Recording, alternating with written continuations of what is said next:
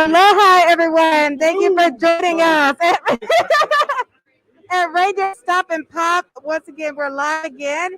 You just got finished watching Jason Fawn, and now we have our next Power Ranger with us, and we're so very excited for him to introduce himself. He's known as the Green Ranger, and we want to give you a chance for those that couldn't attend Ranger Stop and Pop, that you can get to know a little bit about each of the guests that are here this weekend, and get you a little excited that you don't miss out on next year's Ranger Stop and Pop. So keep tuned on when those dates are. So of course, tell the audience a little bit about yourself. Hey guys, Kevin Kleinberg here. Nice to be on the show. I was born in Los Angeles, and I was on Power Ranger Time Force. Got the show right out of high school. Wow. Yeah, it was probably like my 5th or 6th audition, something like that. Just got lucky, just kind of right timing, and it was just it's been 20 years. It's a 20-year reunion. Wow. I guess we were supposed to have a reunion. Actually, a few of us couldn't have made it. Yeah. This Aaron and Dan, Mhm. but it's been 20 years. It's hard to believe, and the show's in Time Force is still going strong, Exactly. which is pretty cool. Yeah. Who would have thought? Happy Yeah, Ranger thank Day. you. Happy Ranger Day. So of course, this was always a question because they had your hair green. Did they really dye your hair green, or did they put a wig on you with that green hair? No, it was a wig actually. Oh my God. It was it was like probably 30 minutes in makeup every day to put that on and all that other wow. stuff. Yeah. But I guess it was better than the alternative of having to dye my hair green, which would have been really hard, because my hair is kind of dark, Yeah. but and it was also in the 2000s. Yeah. So it's like it wasn't as, I think nowadays it's kind of cool, Yeah. more trendy and hip to do stuff like Yeah. that. But yeah, the wig is a little uncomfortable when you wear it for 10-12 hour days, and you got a hat on too, so it's Oh, all like really yeah. tight on your head, and it's like, yeah, but it was all good. You had to do what you got to do, so Exactly. it was cool. Well, Moana knows we give a lot of respect to the cosplayers that dress up because they're wearing this wig I know. all con long, and it's as hot, especially here in Georgia. It's really hot, Yeah. and then you also have the uniform on top of that, plus the wig, and you're under lights or probably in outside too. So you just had a whole level of uncomfortableness.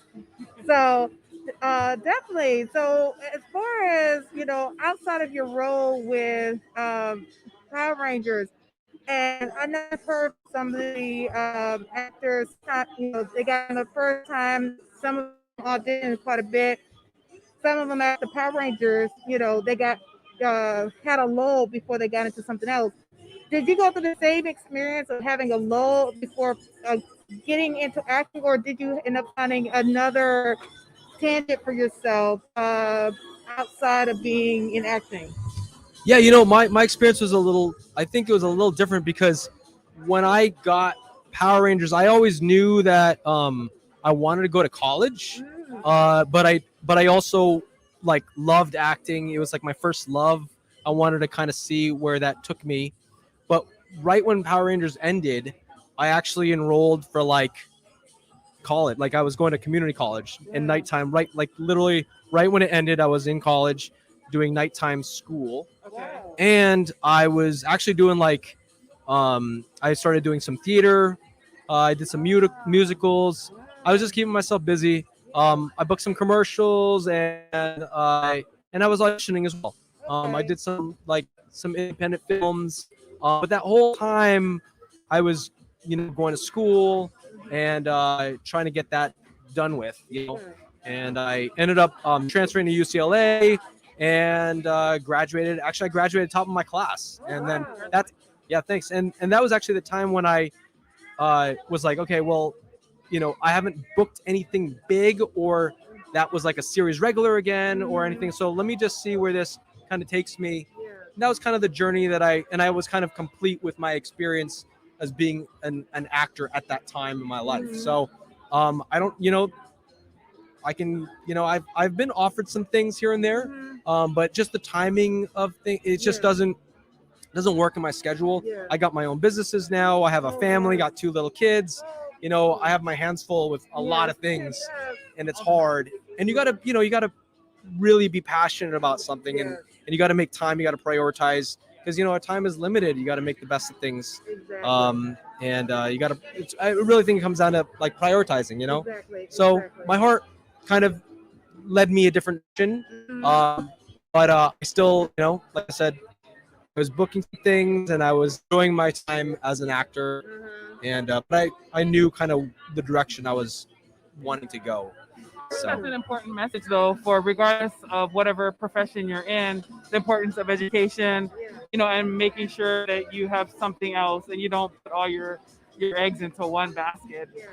For others who are looking to become an actor or who are up and coming, how does it feel to be a role model for so many, younger generations, or even, same generations, people who have watched you during their childhood? yeah, no, that's kind of mind blowing. I mean, just because I was on the show 20 years ago, you would never, because I was a kid, when I was on the show, I didn't know that it was going to be this big phenomenon for as long as it has been. All these people coming out and wanting to meet you, it's crazy. But it's a wonderful experience. I mean, I would say being a role model, it's hard for me to comprehend, but you got to just put your heart into it. Whatever you're passionate about, you want to put your heart into it. You got to make it, to do something big. You got to sacrifice. You got to be willing to make that sacrifice and put your heart and soul and everything you got into making it happen, whatever that may be. That kind of applies to any journey. It just applies to anything you take on. Exactly. So Beautiful. Now, one thing I always loved about Power Rangers, as each generation has happened, is how diverse they continue to make the cast. And of course, you being of Filipino descent, which was like, all right, I was excited when I saw Johnny get on there. And then it's like, okay, now we're taking it more and more notches up. But then also you have another, and on our show, we really focus on the diversity within the world, the BIPOC community, especially indigenous cultures. And I love the fact that, of course, you also have, like many people in the world, have 2 cultures that you deal with. You have your Filipino culture and your German culture. So, sprechen Sie Deutsch? No sprechen Sie Deutsch. Okay. Okay. I basically, like, my mom's from the Philippines. My dad's actually just from here. Okay.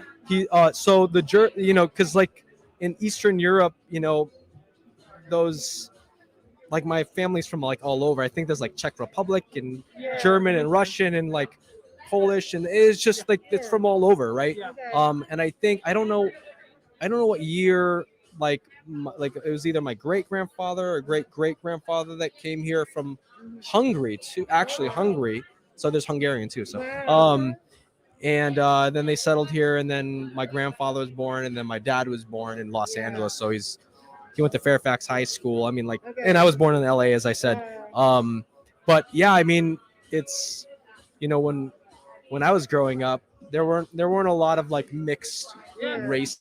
It was very unique at that time. Actually, what's crazy is, my Coupon, my Blue Ranger, he's actually also half Filipino, and then Dan Southworth is, I don't, he's half some, I forget, but he's half Asian as well, and it's just now we're taking over the world, It's like, now there's a lot, like every other every 4th person is half something, so it's crazy that we've come a long way. Exactly. But I think it's wonderful to see just the mixing of, the mixing of races and the mixing of cultures, and Actually, my wife's actually half Persian, Oh, wow. and she's half Danish Irish. Okay. And so my kids are, Yes. a Kids are quarter. beautiful, Yeah, dear. yeah. Thank you. Yeah, Yes, beautiful. Yes. yeah.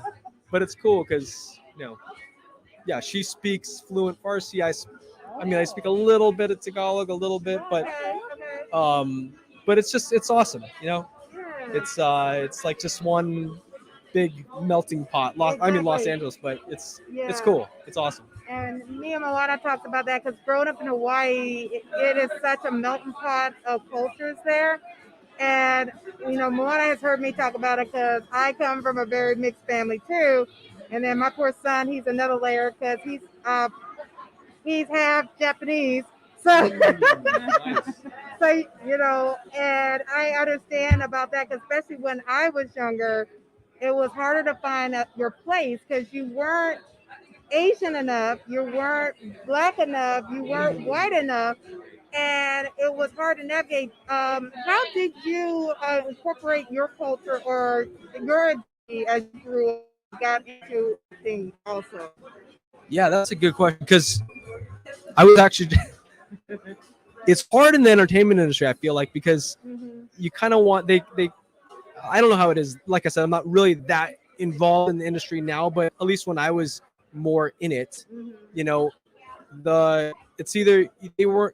It didn't feel like they were looking for like mixed races, right? They were looking for you're either Asian or you're African American. They were looking for specific. They didn't want like a half this, half that. It was almost like kind of in a way like stereotypical in a way, Yeah. But I feel like you see a lot more of that on the screen now. You see a lot more mixing and there's just more openness. It's way more diverse. And it's just wonderful to see how, as time goes, we move towards that direction that everybody kind of wants to see. I feel like as a society, I mean, that we're heading that direction, it's just our time where, so yeah, it was definitely it was difficult, for me actually growing up because there weren't a lot of me's running around, Exactly. so even within my family, because I'm an only child. Oh, wow. Yeah, so it's not like I have, so it's like I'm friends with, it's just the school I went to. There was only like that was just me, Yeah, exactly. I was the only like half, Filipino, half European descent, Yeah, German, exactly. Russian, Hungarian. So yeah, but I guess you just kind of settle into it, I think it just takes some time. Yeah, exactly. And then to try and and do everything you can to like better yourself and find yourself really, and find what's important to you. So yeah. Now we're getting towards the end of your time, so can you let the audience know how they can connect you or any upcoming projects outside? Because of course you're not in entertainment, but you're in other businesses. Any other projects or events that you have coming up that they can look forward to seeing you and meet in person? Absolutely, yeah. I'm actually on Instagram. I don't post very often. I plan to. It's just at Kevin Kleinberg. Just the way you spell my name, no spaces. I'm also on Facebook. I have a restaurant in Hollywood. That's one of my projects. It's been there since 2018. It's called Jesse Boy. It's on the corner of Vine Street and Santa Monica Boulevard. It's me and my team, and it's been kind of one of our projects, one of our businesses, and we're up to stuff. We're trying to expand. Right now we're looking for another location, and I'm doing cons. I'm just doing these cons, trying to get back out there, meet everybody. It's so much fun to meet the fans. It's truly amazing. It warms my heart to be able to meet the people out there that just watched me growing up, watched my show growing up. It's crazy. Even people were telling me that they've never seen the show until they were just like stuck at home during the pandemic, and they're like, "We got nothing to watch. I'm watching Time Force. Wow, this stuff is amazing." I'm like, crazy. It's crazy, Exactly. So it's amazing. It's truly incredible. So you So, mentioned thanks. Jesse Boy Restaurant. Okay, Yes. The foodie in me, one question. Yes, Must ma'am. know. Oh, what yeah. kind of food do you serve? Oh yeah. Yes. We're It's actually, oh yeah, oh, you should come out next time you're in LA. Let me know. I will. I'll yeah, it's actually Korean fried chicken. Ooh, Yeah, yes. My chef's actually named Jesse, and he's Korean, Okay. but it's like a family recipe that he's passed down, and he's a chef. He went to culinary art school, Okay. and we specialize in Korean fried chicken. We also have a Korean cauliflower. We do bowls, we do sandwiches, we do all types of really cool stuff. And it's a small little place, but it's awesome. It's a lot of fun, and it's doing really well. We're really busy, like pretty much all the time, thank God. Yeah. And we survived the pandemic Yeah. and all that.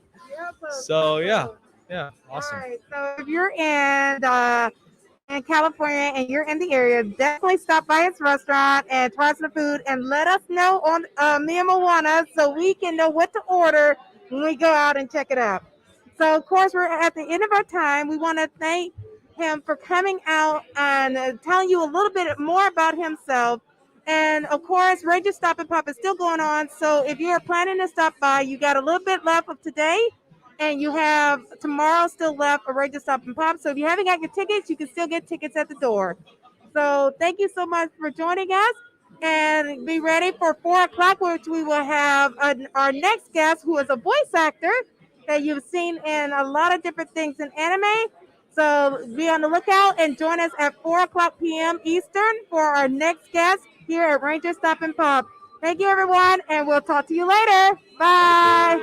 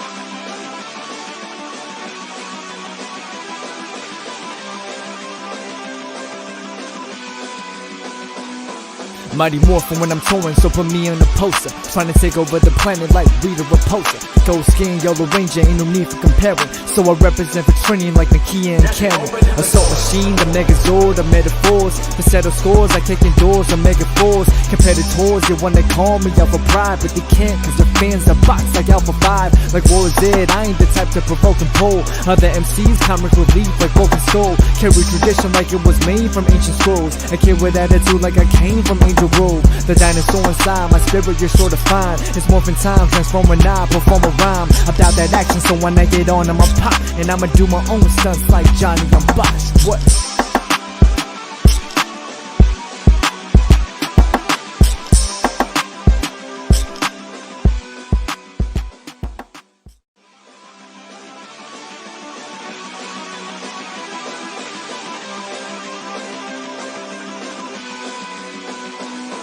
Mighty Morphin when I'm touring, so put me on the poster. Trying to take over the planet like Rita Repulsa.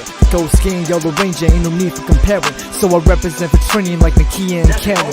Assault machine, the Megazord, the metaphors. To settle scores like taking doors on Mega 4s. Competitors, you wanna call me Alpha Pride, but they can't cause the fans are boxed like Alpha 5. Like War Z, I ain't the type to provoke and pull. Other MCs, comics with leaf like Broken Soul. Carry tradition like it was made from ancient scrolls. A kid with attitude like I came from Angel Grove. The dinosaur inside, my spirit you're sure to find. It's morphin' time, transform a knob, perform a rhyme. About that action, so when I get on, I'ma pop. And I'ma do my own stunts like Johnny, I'm Bosch. What?